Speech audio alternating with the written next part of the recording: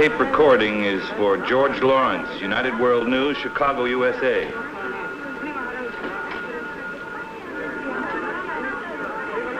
Everyone remaining in the city was on a watch and wait basis. The wait was not a long one.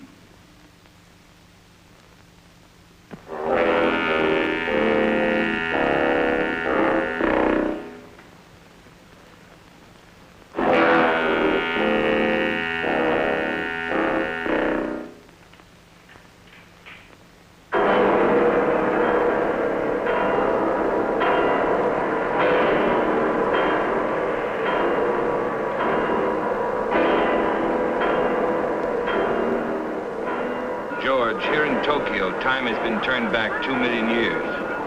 This is my report as it happens. A prehistoric monster the Japanese call Godzilla has just walked out of Tokyo Bay. He's as tall as a 30-story building. And now he's making his way toward the city's main line of defense. 300,000 volts of electricity strung around the city as a barrier against Godzilla. The voice of Raymond Burr going back to 1954 and at least one version of the classic film Godzilla.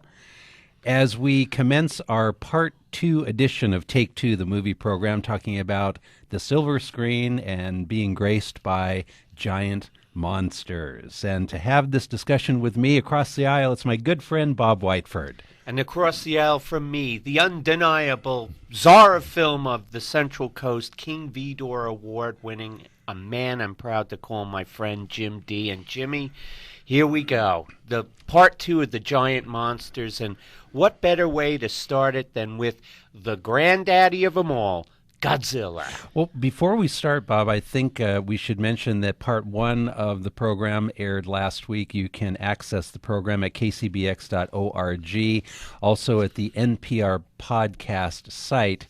And our first part, we did acknowledge the great accomplishments and creativity of Willis O'Brien, who worked on the original King Kong and a number of other films, as well as the great Ray Harryhausen and the magic of stop-motion animation.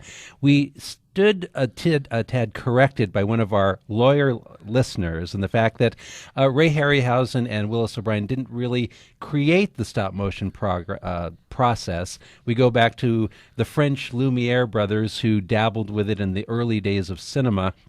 And then Georges Méliès, who made A Trip to the Moon and some other films. You know that classic old film is from 1902, where the moon has a face and the rocket ship sticks into it. Well, stop-motion animation was, happening way back then in the early days of cinema. So just to acknowledge our great listener who said, stop-motion animation wasn't particularly created by O'Brien and Harryhausen. Well, there you go. Okay, Chuck, now you can stop calling me and bugging me about it. We've acknowledged it. So having looked at stop-motion animation as some of the great forerunners of giant monsters on the screen, we now find our feet firmly in the 50s. And, Bob, I got to say that the film Godzilla, there are so many sequels. There's just endless sequels. But the original film back in 1954 is not only a great film unto itself, but should be of interest to a lot of film fans. There are two versions of this film, the one that we are familiar with Raymond Burr being spliced into the Japanese classic film. But the original Japanese film ran longer than the American film. Of course, Raymond Burr nowhere in sight. The message of the film much darker, let's just say, than deeper. And deeper. And some interesting comparisons as well, not only of the two versions, but how that message got kind of changed when it was Americanized, but also hailing this film as a real classic from that great soundtrack. We'll give you the composer of the music as we play some music from the original Godzilla, and also the fact that we're talking about a guy in a rubber suit. And to its credit, the original first Godzilla film, most of it's pretty dark. When he does trample Tokyo, it's usually in the dark, and really for the special effects, which later became somewhat comical. That's putting it politely. In the original film, Bob, I mean, Godzilla is a scary monster, despite the fact that we know it's a guy in a suit for the most part. There's some hand puppets and things like that that make this creature pretty scary. But this first film, very successful in its special effects, as well as we should talk about the message of both the American version and the Japanese version. Well, Jimmy, I mean, I think it was interesting that when the original Japanese version of this film was released on DVD, it had a short run in theaters. In fact, I know one close by, The Palm, that played it. I was right there the first day. What was interesting with the DVD release is that they had the Japanese version and then the later altered American version. And you're right, Jim. They're two completely different films.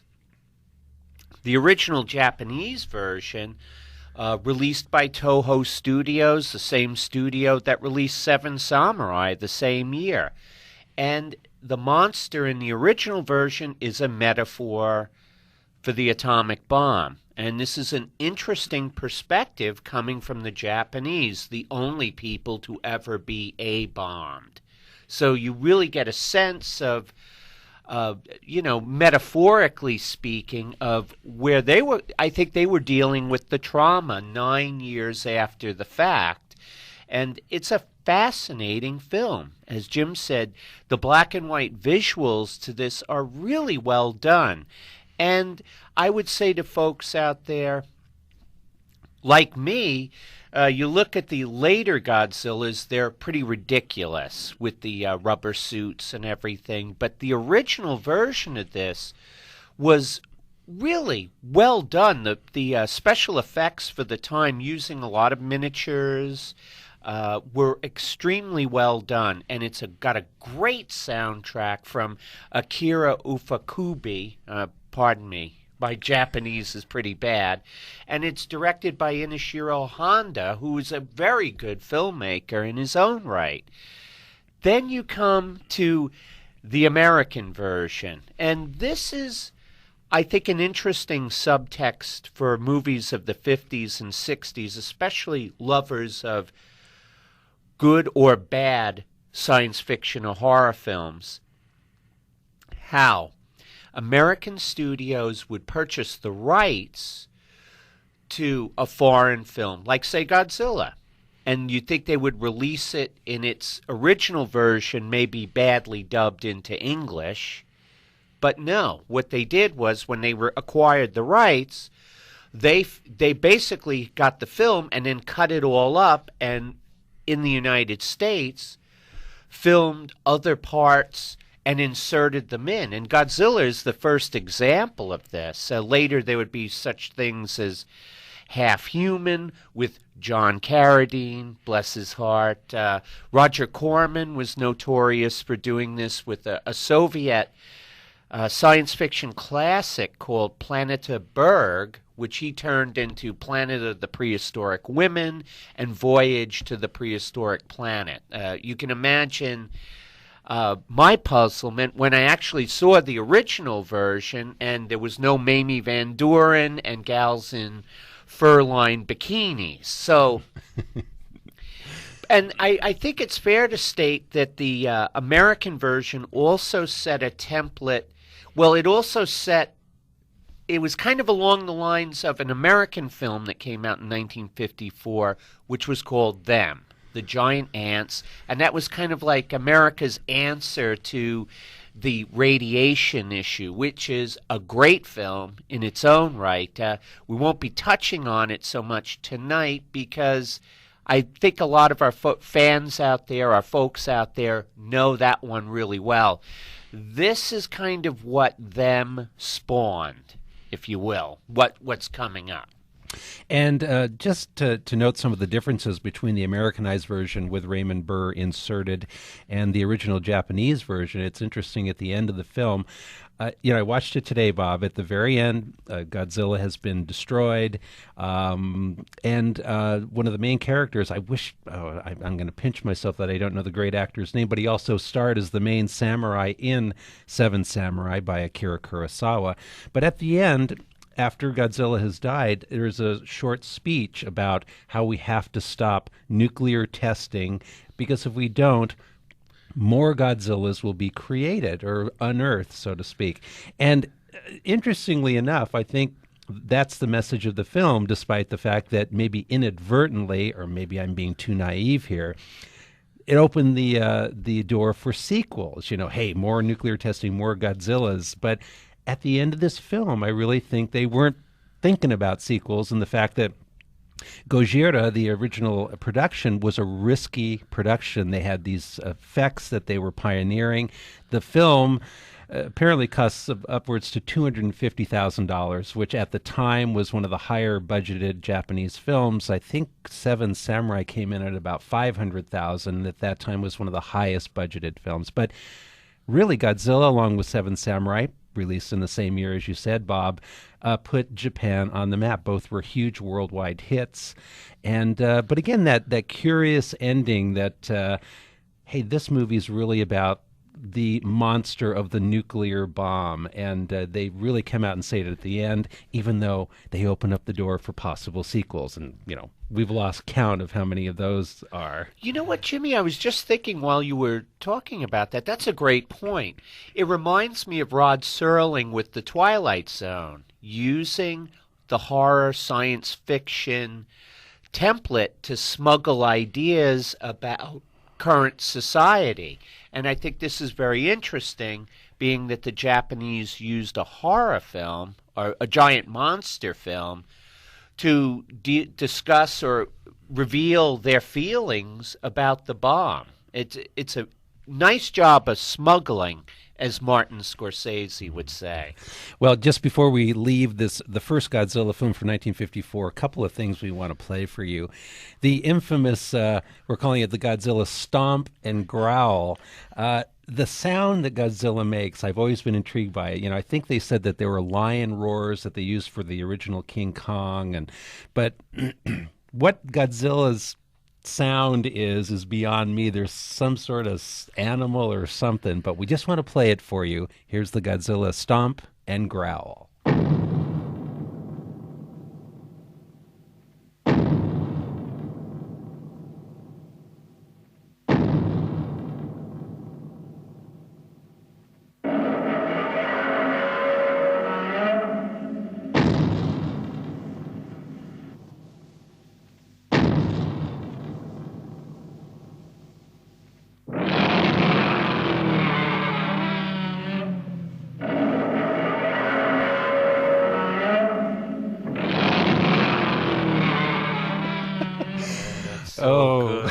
Sounds like myself getting up, going to the bathroom in the morning. One more thing from Godzilla. We mentioned that great soundtrack.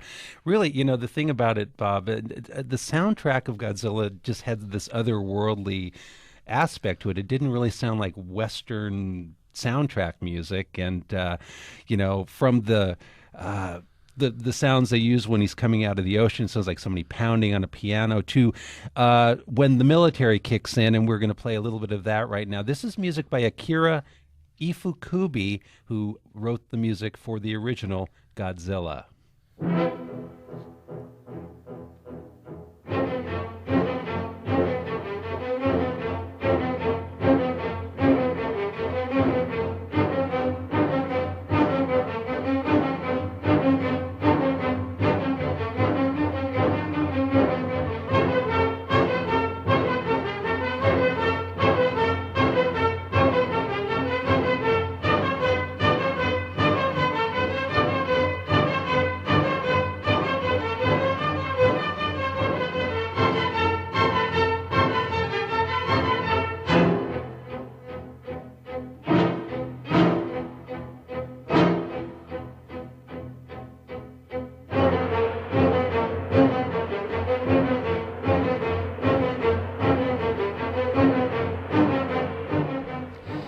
What a great piece of music, Jim, because it's heroic, and yet you get a sense it's also tragically feudal at the same time. Thanks to you, because you turned me on to the original soundtrack to this film, I really got to explore just the music aside from the film, and I was really impressed with the orchestration and the whole mood of the piece. The soundtrack plays so well as a standalone piece. Fantastic. So we're talking about the original, the first Godzilla film as we know it. It's also a companion piece to the original version called Gojira. And if you go out to your video store, you can get both of them, compare the two. It's very interesting. Giant monster stuff. Absolutely. Well, Bob, let's go forward a little bit to another giant monster guy in a suit film. And it's also intriguing in the fact that the message of Gorgo, a British production from, 1960, 61 or so? Thereabouts. Pretty much in the same the same template as King Kong, Godzilla. We have a giant dinosaur and the aspects of King Kong where this creature comes ashore in a fishing village and captured and put on display, much like our pal Carl Denham in the original King Kong, using it for, lucrative purposes. Exploitation. There you go. But boy, we talked about this, Bob, before going on the air, of how when I was a kid, I had to go see this film a few times because I was so touched by the ending. Maybe we shouldn't even give away the ending of this film. The great part of Gorgo, this British production, is that the end is very different than many of the other science fiction giant monster films of the 50s, and also the undercurrent of, say, an ecological ending. And, we're going back to the early 60s, but I loved this film as a kid, had to go back to see it a few times. Unfortunately, seeing it right after watching Gojira, or the first Godzilla, my remembrances were much better than the actual film. The effects didn't quite come up to the original Godzilla. And I agree with you, Jimmy, the special effects are wanting, to say the least. Where Gorgo makes up for that is in great performances by Bill Travers in the lead role. You might know him from Born Free. Also William Sylvester. You might know him from Jim's favorite film, 2001. It's a British film, so let's face it. I can't think of any British person or Irish person who cannot act. So the acting is quite good, and the script is good. And like Jim was alluding to, as a young person, I too was equally touched by the ending. I think you would have to not be human. You couldn't be human. Or, they're not human either, but you couldn't be, an air-breathing creature of some sort not to be touched by the ending. Oddly enough, unlike many giant monsters, Gorgo and Gorgo's extended family are not bad guys. Yeah, that's a good way of putting it. And, of course, the end of the film is in solving some clever way to do away with this monster.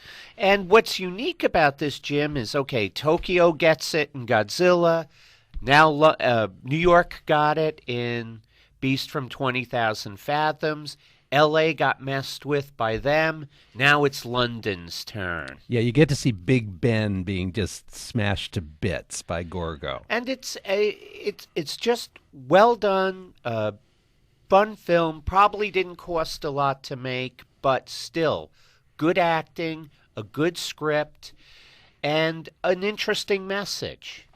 This is a clip from Gorgo, a British production, and in this clip, Little Sean seems to have a better take on the capture of Gorgo. And the other two, William Sylvester and Bill Travers. From Gorgo.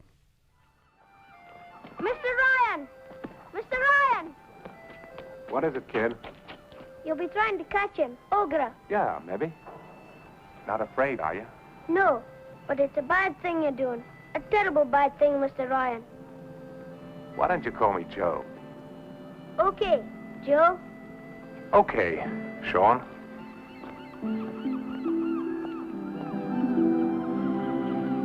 We might be able to catch him in the nets. Yeah, but how do you propose to kill a thing like that? Oh, I don't know. Dynamite, maybe. Ever stop to think what a thing like that might be worth alive? Ooh. Danger. Yeah, that But music. it's interesting, Jim. It's the young Irish orphan has it down. Yes. The conscience of the film. And I love that kid. He's got a lot of pluck. And I think the kid was there because kids like us were in the audience. Oh, that yeah. was like the guy we could identify with. Well, the final scenes of the movie, which we won't reveal to you, go and rent Gorgo, but it's the kid, and he's a happy kid at the end. Yes, he is. Fine little film. Well, as we talk about the good aspects of Godzilla and Gorgo, and we were talking about King Kong, Mighty Joe Young last week, we get into the 50s with giant monsters, and when we get into the insects, there's no heart whatsoever. Right? Pure destructive force. And we're getting into the giant insects, which, let's first talk about our good friend Leo G. Carroll, who you probably know as maybe Topper or maybe Mr. Waverly. Mr. Waverly. And, of course, in lots of films. He appeared in a number of Alfred Hitchcock films. But he's the scientist in Tarantula, which, of course, is about a huge giant tarantula from about 1956, 57, maybe? Thereabouts. 50. I think it's 55. Oh, but okay. a mere, it's almost irrelevant because they're coming at us fast and furious. Folks, this film has it all. It has giant carnivorous tarantulas. It has John Agar. It has Mara Corday, and you might remember her from last week's show about when we were talking about the black scorpion.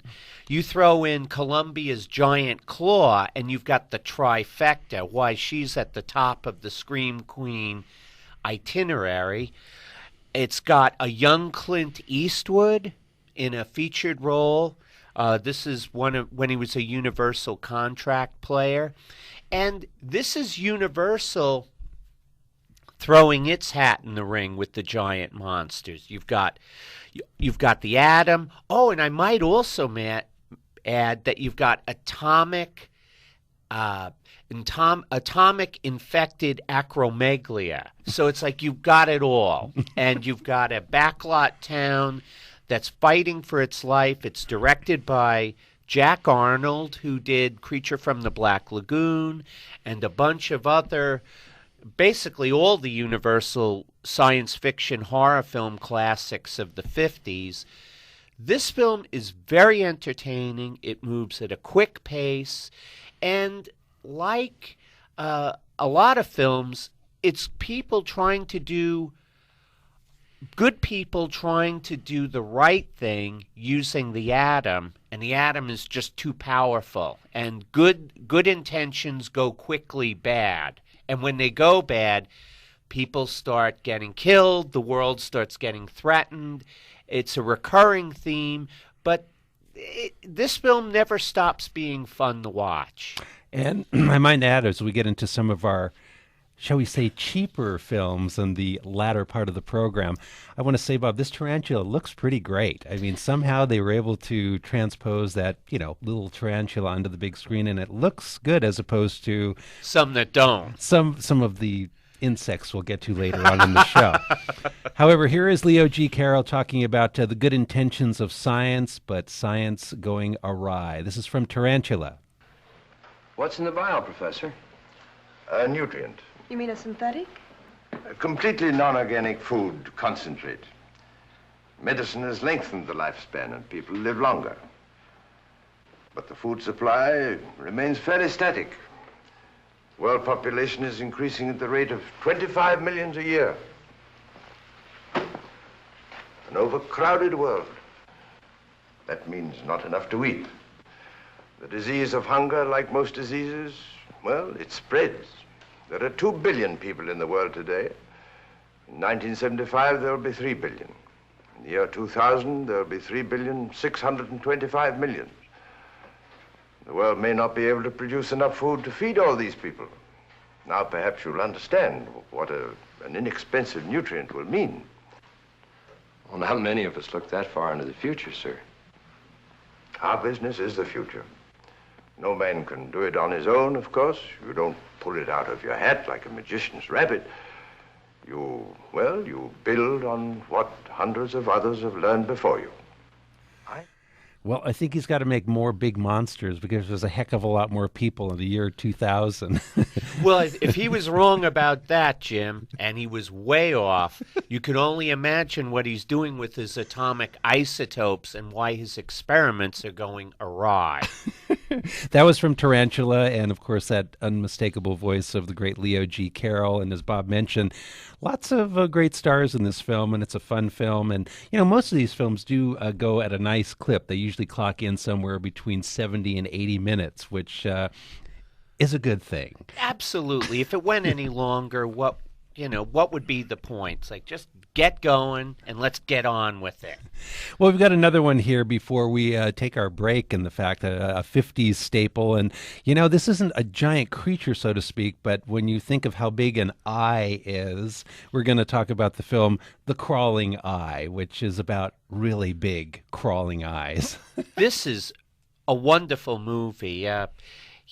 Imagine it, folks, kind of like the biggest eyeball you ever seen. Kind of like the breast in Woody Allen's Everything You Ever Wanted to Know About Sex, but with tentacles and somewhat carnivorous and moving around in a giant sulfur cloud. So you can imagine the possibilities that this film would behold for you, the viewer. You throw in Forrest Tucker at his best. You throw in the lovely Janet Monroe, one of the original Hammer girls, a script by Jimmy Sangster, a Hammer staple, and you've got 77 minutes of good, clean, horror, atomic fun. We're talking about The Crawling Eye. Why not just a clip here? This is the great Forrest Tucker, and of course they're talking about those things in the clouds up on the hill. This is from The Crawling Eye. Well, I've been to the hut. And? Doorst is dead. Brett's missing. Not that I'm surprised, mind you. The cloud has started moving again. What cloud? Oh, I don't think you'd understand, Philip. Like that time in the Andes, do you mean? How do you know about that? All right. I'm a newspaper man. It's my job to know about these things. I see. I chased that story when we got a wind of your report, Alan. When I got there, it was too late. Looks as if I'm going to be more fortunate this time, doesn't it? Yeah, fine. That's just what we need. Haven't answered my question, Professor. What question? Is this the same as it was then? Seems to be. So what happens now? The United Nations have a special team for investigating phenomena. I call them in. Does the theory that you put forward last time still hold, Professor? What theory? Visitors from outer space, that was it, wasn't it? Well, what else? Well, what are they? What do they want? Look, Philip, there are many galaxies besides ours. Now, who knows what is happening millions of miles out in space? Perhaps the world that these creatures inhabit is coming to an end. Perhaps they need to find somewhere else to live. Well, why pick on us? We don't know, it's just us. Maybe it's also on Mars, Venus, Jupiter, who can tell? Do you go along with us? Until somebody comes up with a better theory, yes, I do. Why pick on us indeed, Jimmy? But, spoken through the lips of a German scientist, it all suddenly makes sense. That was from The Crawling Eye. And, Bob, I love it when the scientists are sitting around trying to figure it out. In fact, in our second half of our program, we're going to have a lot of really great pseudoscience in some of these 50s giant monster films. You're listening to Take Two, the movie program on KCBX and KCBX HD1 San Luis Obispo, KSBX Santa Barbara. We are streaming worldwide at kcbx.org. More giant monsters in a moment.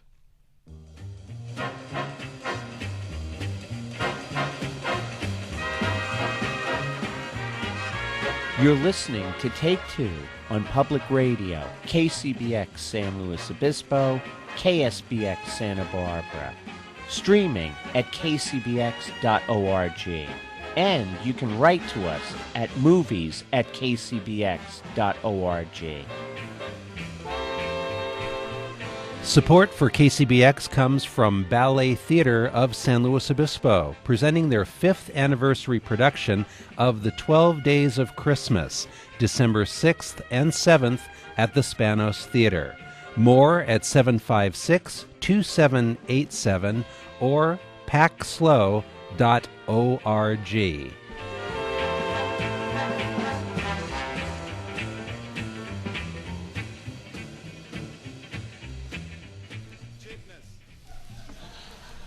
Let me tell you something. Do you like monster movies? Anybody? I love monster movies. I simply adore monster movies, and the cheaper they are, the better they are. And cheapness, in the case of a monster movie, has nothing to do with the budget of the film, although it helps. But true cheapness is exemplified by visible nylon strings attached to the jaw of a giant spider. I'll tell you a good one that I saw one time. I think the name of the film was It Conquered the World. And do you ever see that one? The monster looks sort of like an inverted ice cream cone with teeth around the bottom. It's like a teepee or a sort of a rounded off pup tent affair. And it's got fangs on the base of it. I don't know why, but it's a very threatening sight. And then he's got a frown and, ugly mouth and everything. And there's this one scene where the monster is coming out of a cave, see? There's always a scene where they come out of the cave, at least once. And the rest of the cast, it must have been made around the 1950s. The lapels are about like that wide. The ties are about that wide, and they're about this short. And they always have a little revolver that they're going to shoot the monster with. And there's always a girl who falls down and twists her ankle. Of course there is. You know how they are. The weaker sex and everything, twisting their ankle on behalf of the little ice cream cone. Well, in this particular scene, folks, they didn't want to retake it because it must have been so good they wanted to keep it. But when the monster came out of the cave, just over on the left-hand side of the screen, you can see about this much 2x4 attached to the bottom of the thing as the guy is pushing it out. And then, obviously, off camera, somebody's going, "No, get it back." And they drag it back just a little bit as the guy's going... Now that's cheapness. Oh, we're back on Take Two, the movie program. Our friend Frank Zappa there, the late, great Frank Zappa from his album Live at the Roxy and Elsewhere. You should hear the entire song called Cheapness because he gets into a great monster movie thing. Had to play that. We've done other monster movie shows. Had to play the Frank Zappa cut on monster movies. Well, it fits right in, Jim.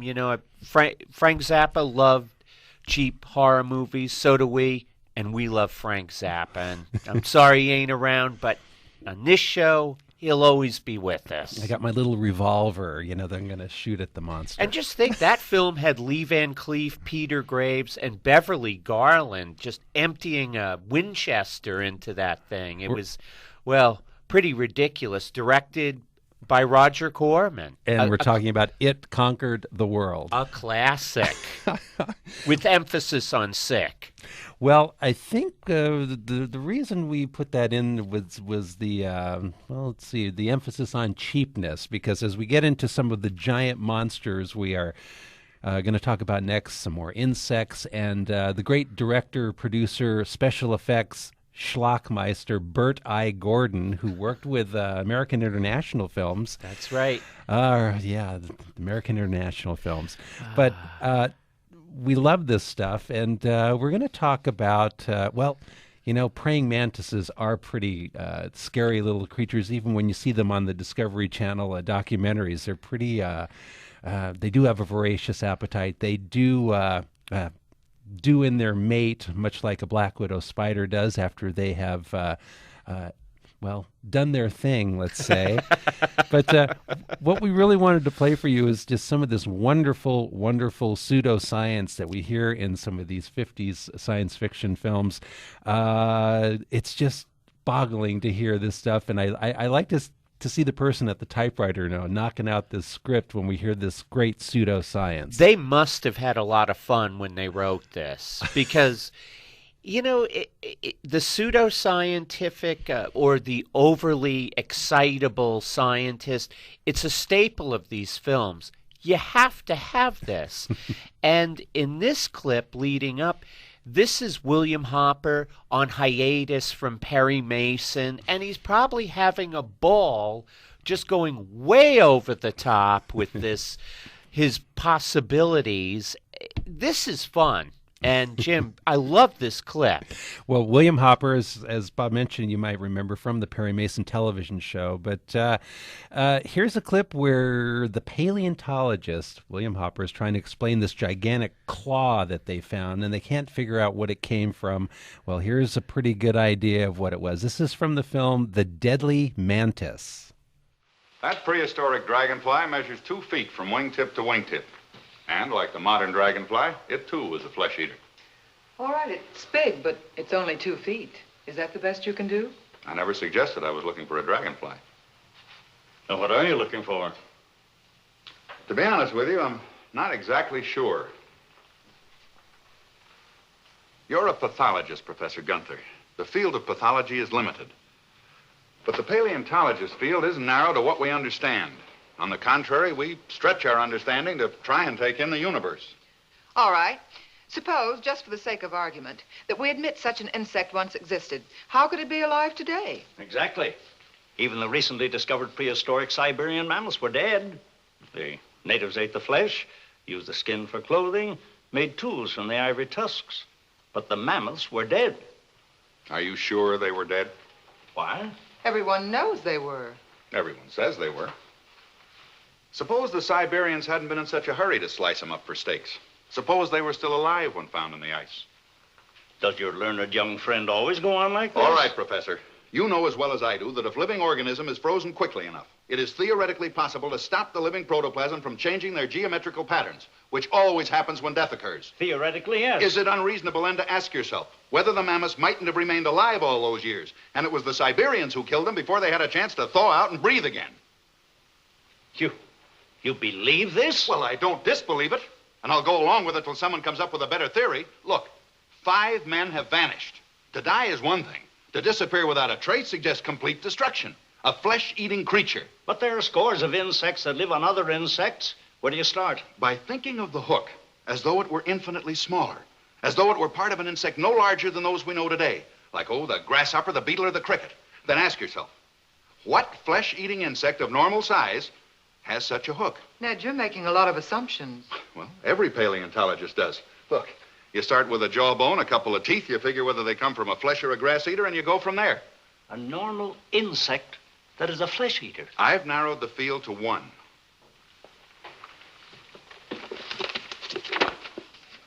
The diet consists mostly of small insects such as leafhoppers, grasshoppers, caterpillars, and others. A substantial part of the diet may also include small frogs and lizards. The female is larger than the male and invariably destroys her mate when he's fulfilled his function in life. Now, the hook they found on the plane may very well be a spur from one of its forelegs.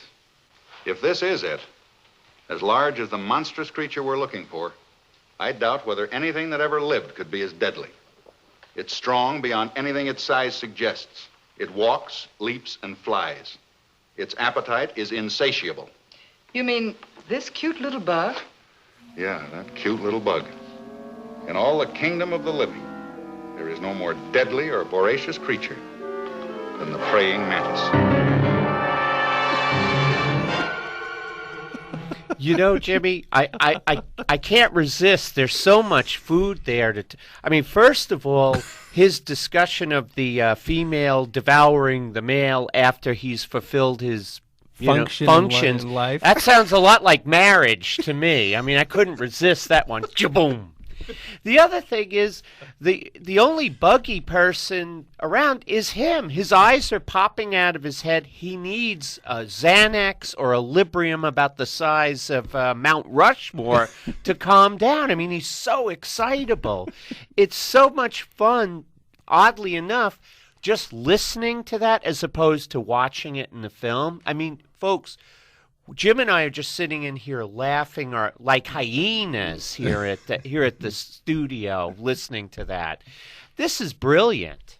Yeah, you just wonder. I see the person at the typewriter banging this out, and we go back to the crawling eye, where they'll throw out any theory, and they'll go, "Are you kidding?" It says, "Well, that's until somebody comes up with another theory," and of course that's the correct theory. Exactly. I mean, if I was skeptical, and I heard him go off on, I would have a very difficult time believing him.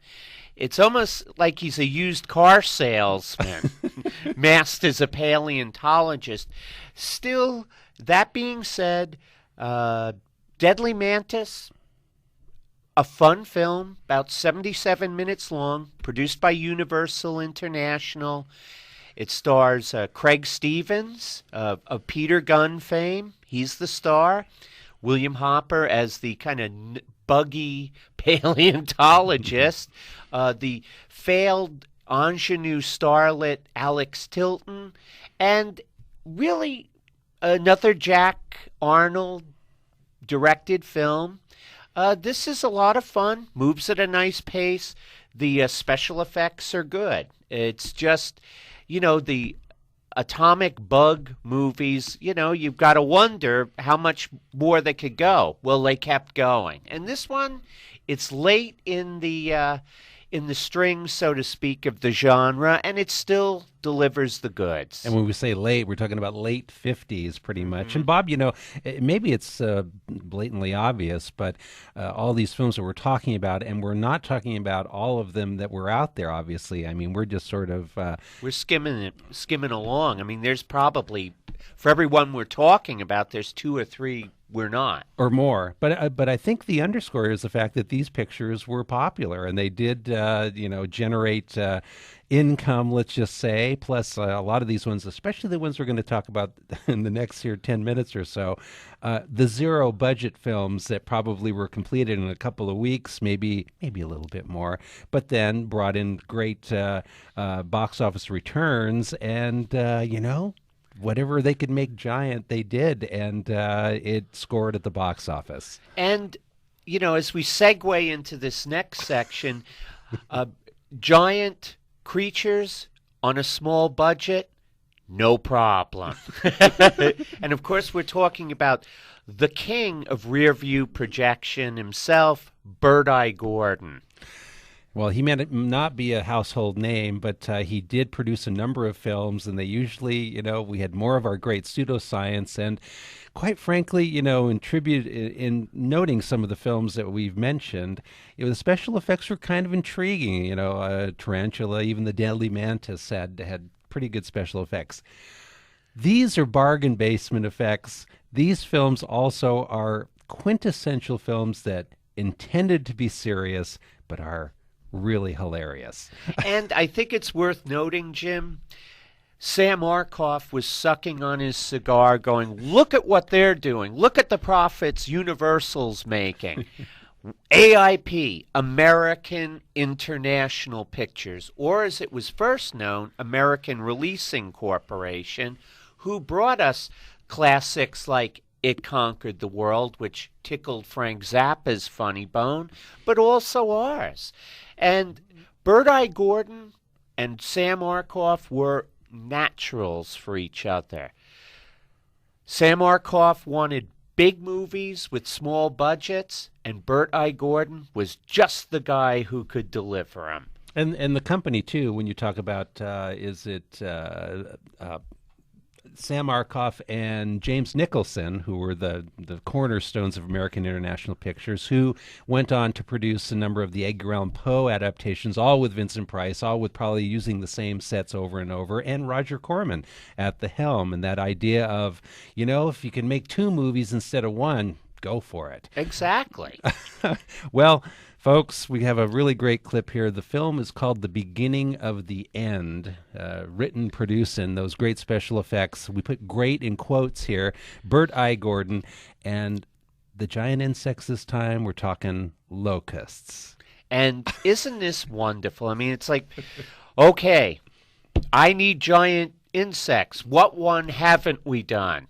Locusts. Outstanding. That's a great idea. And the target city this time, Chicago. That's right. And, locust is sort of a fancy name for grasshopper, I would say. Yes, I would say too, Jimmy. In fact, I think that's what they used with this.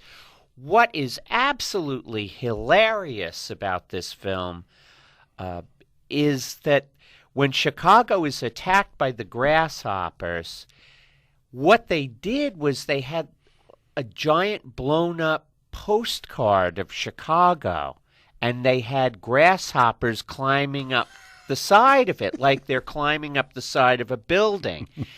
And you can kind of tell it doesn't take much, even as an 8-year-old, to look at it and go, that something don't look right about that. The scale is wrong.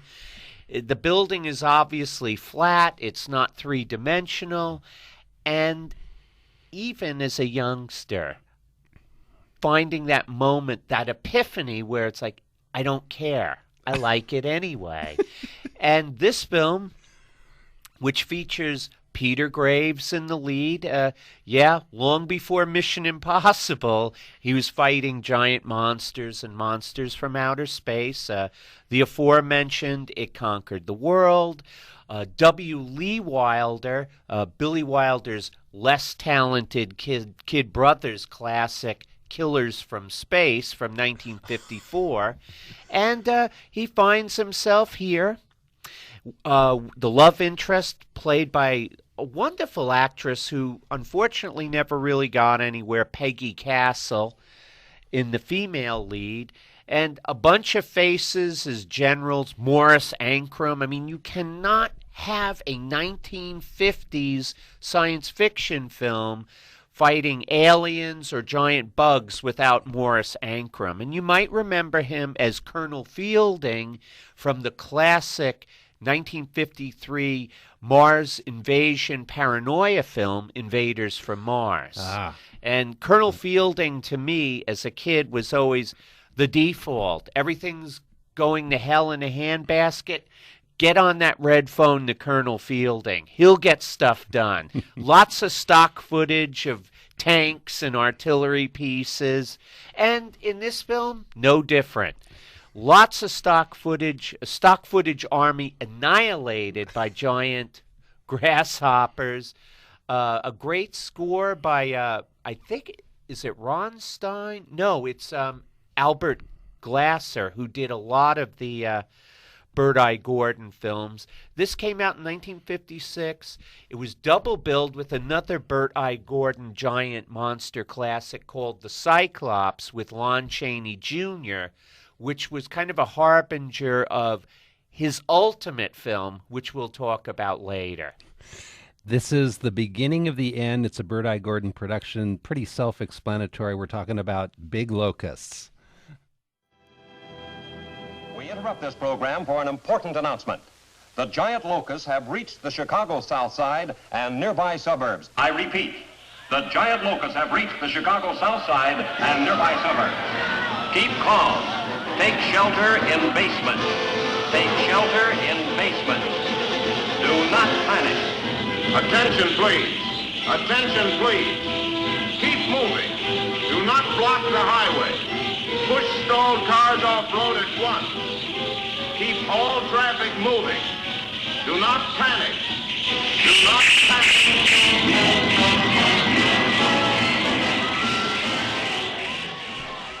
Oh, faithful listeners, do not panic. It's only a Bird-Eye Gordon movie, and the locusts are not descending on Chicago. At least we don't think so. And the South Side, too. I mean, Barack Obama's there, the president-elect. We've got to stop them. And for God's sakes, while we fight them, don't panic. Don't panic. This is the 50s. You're not supposed to panic. If you panic, we'll give you a pill. Well, we're talking about giant monsters, and I guess on our next two films, we have to maybe not use the word monsters. I mean, when you run out of prehistoric creatures and gorillas and insects and eyes crawling. Dinosaurs. We finally come to two films that we must include on the show, and we're talking about a giant man and a giant woman. But first, we're going to get to the giant woman. And we're talking about, from, I believe, 1957, it's Attack of the 50-Foot Woman. You've probably seen the poster from this where a great-looking babe is towering over all these buildings. But, folks, the great thing about this film is it really doesn't take itself seriously at all, and it's a lot of fun. And if you want to, a break from those dinosaurs, well, we have a giant woman in Attack of the 50-Foot Woman. This is a hoot, Bob. And oh, what a woman. The actress who plays Nancy Archer, the 50-foot woman in question, was a great actress in B movies. Her name was Allison Hayes, and she was a staple in a lot of Roger Corman films, a lot of low-budget crime films. A gal who was great looking, a lot of fun to work with on the set, a real trooper, and this film, taking the battle of the sexes, so to speak, to a whole other level, produced not by the Warner Brothers, but by their rather low-end competitors, the Woolner Brothers, and featuring some of the cheesiest special effects I've ever seen. Basically, what happens with this film, okay, she's really not a bad person. The bad person is her husband, who's a snake, played by William Hudson, and his girlfriend, played by the lovely Yvette Vickers, who was her other films include such classics as Attack of the Giant Leeches. She's got a lot of credibility, too, here in this genre. As the gal he's running around with. One night, in a drunken rage, mad at her husband, she drives out into the desert in search of a satellite that she's seen. What happens is that she finds the satellite, quote unquote, because remember, this is 57. Satellites were big then. Think Sputnik, dig? And, inside the satellite, which is not very big, is a very large bald man. Yes. That you can see through. Yeah. And it's very peculiar because he picks up one car, and when he throws it, it miraculously turns into another car when it crashes. He's got incredible powers. He's from another planet. And he's in a low-budget horror film. Exactly. To make a long story short, because the film is only about 66 minutes long. It was directed by Nathan Hertz, who did such classics as Brain from Planet Arris with John Agar. You might remember that, which this was double billed with, which would have been a lot of fun at the drive-in, I'm sure. Basically, the poor gal's been wronged, she's been irradiated, and then she grows. And she's 50 foot tall, and now she's after Harry, her husband. And she is hot, fellas. I mean, she is wearing, they couldn't find enough. They only found enough canvas to cover her private parts, basically. And and her hair looks great. I mean, I don't know who her hairdresser was. That must have been hard work to get her to look that good, but boy, she does. And she's mad, and she's coming to town to the honky-tonk to get that cheating man and his girlfriend and take care of business. Enjoy this. This is from Attack of the 50-Foot Woman.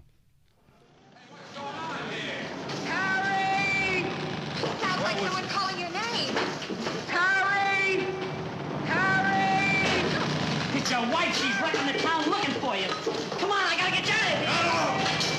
Sees me out there, she'll kill me. She's crazy. Come on, Miss Archer, we gotta get out of here.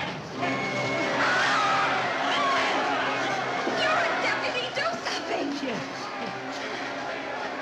I can't shoot a lady. Give me the gun. Give me that gun.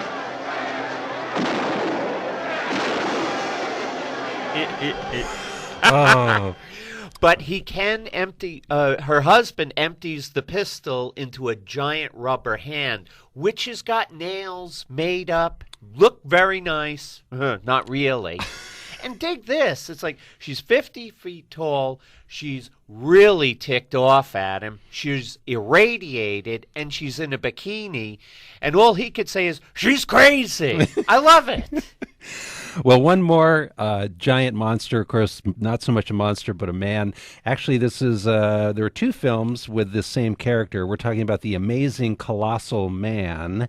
And there was a sequel to this film, The War of the Colossal Beast. But again, focal point here in the film is the atomic blast, which miraculously not only turns this guy big, but the initial burns that are created by the bomb blast that he's right in front of, they disappear about the next day. But of course, that's a warning or a precursor for what's going to happen next. But Bob, here's a clip from The Amazing Colossal Man. I just absolutely love this. Of course, the mystery here is the fact that a man's radiation burns have disappeared over the course of about 12 hours. And here again, I love the dialogue and the fact that they're trying to get across to maybe the second man to the president or a military advisor of trying to just at least tackle this strange phenomenon that occurs. And quite frankly, we can't get through to this guy. He must be with the Bush administration. This is from The Amazing Colossal Man. Since you played a major role in the development of the plutonium bomb, Mr. Kingman, we hope that you may be able to help us to understand or to learn how Colonel Glenn Manning survived the blast. I brought you the film taken during the explosion, but I don't see what can be learned from it, as far as your patient is concerned. The accident was unfortunate, very unfortunate. What more can be said? There are two answers that we're looking for. Now, the first is how Glenn Manning was able to survive the explosion. Chance. It just happened that conditions were such that he was afforded a certain amount of protection. What explanation would you give for the new skin that has grown on this man in a matter of hours? What possible connection could there be to the bomb? A man survives an explosion, a plutonium explosion, and then for some reason or other his skin heals more rapidly than usual. What is the mystery, gentlemen? Mr. Kingman, when 60 or 70% of a person's body is burned, he doesn't have much chance for survival. Now, if he should live, the skin that was destroyed does not grow back. It remains dead, scar tissue. When a man suffers over a 95% body burn and less than a day later looks normal, I'd say there was a mystery. And you feel that the plutonium may have some unknown quality that is responsible? It's worth every effort to know. Now, I'll admit that you may be right. The plutonium possibly had nothing to do with it. There may be nothing more to this than a freak of nature. But if there is something to it, think of what it'll mean to medical science to have such a regenerative or healing power under its control. I think he's got to explain it a few more times to think that maybe there's a connection between the bomb and the guy's skin burns healing in about 12 hours. But maybe he needs to say it a third time or fourth time. So just to get the guy to even consider it is, well, maybe it's a great healing power. Yeah, I got it. Next above atmospheric plutonium blast, we'll all get incinerated and then watch ourselves.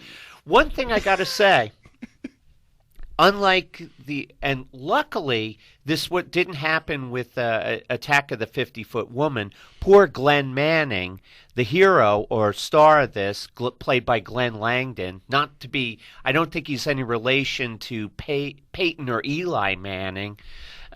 When he's blown up and his skin heals, he goes bald. And he gets angry. He's a very angry man. Well, folks, we've looked at the origins of big monsters on screen. Of course, there are no shortage of big monsters on screen today from the Lord of the Rings films, or if we think a little bit more, they're still out there gracing the silver screen. But hopefully you've enjoyed our cherry picking of some of the earliest candidates for great big monsters on the screen, had a good time. And, of course, from high art to low art, they're all there. I agree, Jimmy. It's just been a blast, literally, talking about these films the last 2 weeks. And I just want to say hi to everybody out there. And please, love your friends, love your families. This is tough days ahead. But you know what? Let's just stick together. And Jim and I will be here on Take Two to keep it going.